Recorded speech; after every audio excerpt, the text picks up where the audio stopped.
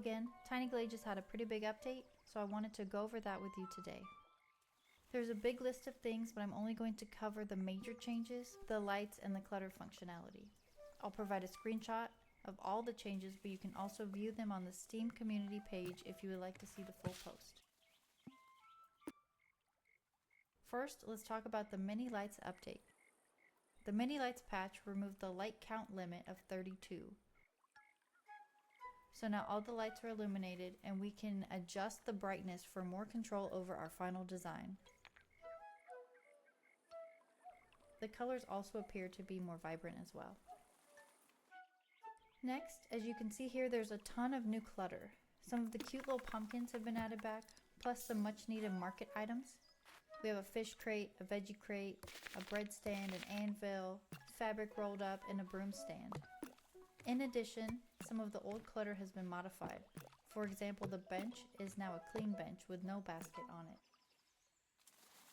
The doors also got an update. You can now add a bell or a wreath. Just click on the doors the same way you cycle through windows to toggle between the options.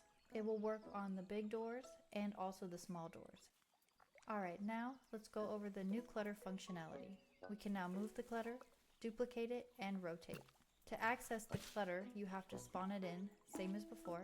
The doors and windows will spawn the clutter next to and around the base of the building. When you see a piece you like, simply click on it.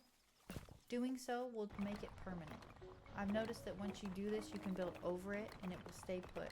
You don't have to move it to lock it in, you just have to click it that one time. So once we click it, we see new options pop up.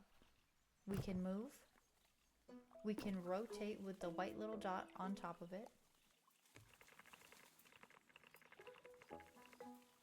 And we can click this little plus button to the right and it will duplicate. I don't like to speculate, but I'll bet we see this feature for the rest of the buildings here pretty soon.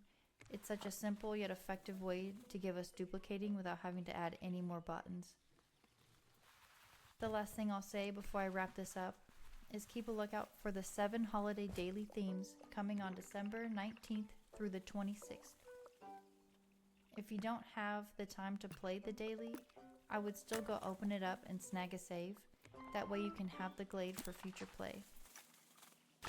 Whatever is on the daily glade gets preserved, so if you don't have time to build right away, just open up a new glade and it'll save in your history. You don't even have to build anything, but I like to place a little fence or something just to be extra sure it's saved. Alright, and that's it for the updates. If you're curious about how I built these little market stands that let you place clutter on top, stick around.